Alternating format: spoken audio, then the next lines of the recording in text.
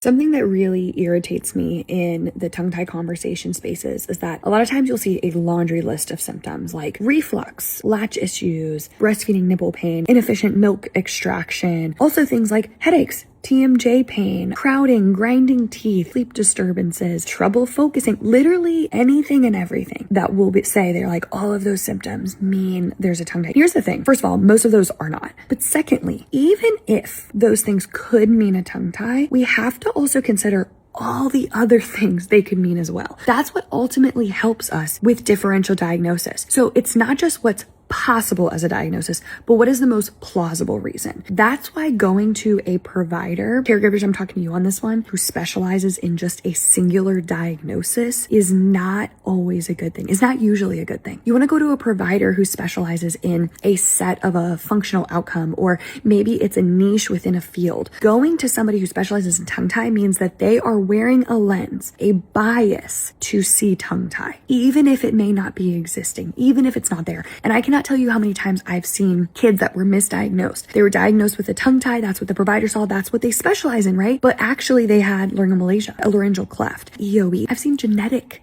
conditions be missed because they were just seeing a tongue tie. They actually had something else going on, but because this provider only saw one diagnosis and they didn't see feeding and swallowing from an entire holistic lens, and don't even get me started about the fact that they usually try to claim that they're holistic and trying to get to the root cause of something. But here's the thing, the root cause is what all health and medical providers are trying to do. But just because they don't specifically pick the root cause that's feeding your confirmation bias doesn't mean that it's wrong. And differential diagnosis, it's tricky, it's hard, but I just wanted to say that because just because symptoms can overlap, and some of those symptoms, like having some trouble with nipple pain, having some difficulty, but just because some of those things could point to a tongue tie does not mean that's the only reason, doesn't mean it's the most plausible reason. So it's really important to go see providers who specialize in holistic areas of care versus singular diagnoses like that. Thanks for coming to my TED Talk.